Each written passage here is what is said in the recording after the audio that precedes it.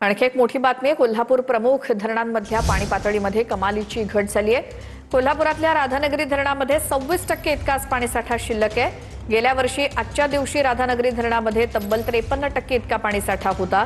घटलेला पाणीसाठा आणि लांबलेल्या पावसाच्या पार्श्वभूमीवर राधानगरी धरणातून दूधगंगा नदीमध्ये होणारा विसर्ग पूर्णपणे थांबवला गेलाय। पाणी पातळी घटल्यामुळे राधानगरी धरणातील छोटी बेटं आता उघडी पडली आहेत। आमचे प्रतिनिधी भूषण पाटील आपल्या सोबत जोडले गेलेत। भूषण, पाऊस पुढे लांबलेला आहे, त्याचसोबत कोल्हापुरातली जी काही धरणं आहेत त्यातली पाणी पातळी कमी झाली असेल, त्याचे काय परिणाम आता दिसतायत?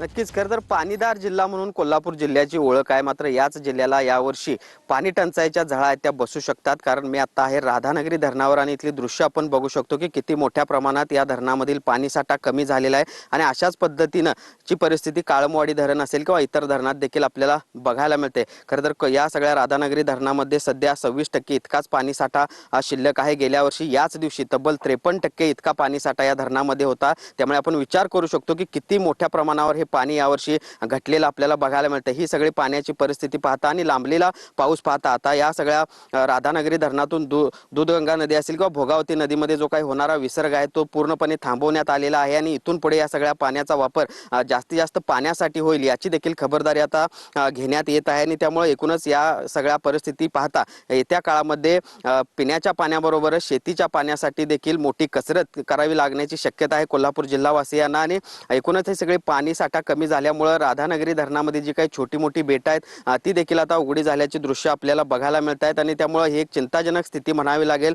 खरं तर जलसंपदा विभागाकडून या सगळ्या परिस्थितीचा रोज आढावा घेतला जातोय। कशा पद्धतीने या पाण्याचं नियोजन करता येईल याची खबरदारी घेतली जाते। प्रमुख ज्या नद्या आहेत त्यामध्ये उपसाबंदी देखील यापूर्वीच लागू करण्यात आलेली आहे। भूषण, धन्यवाद या सगळ्या माहितीसाठी।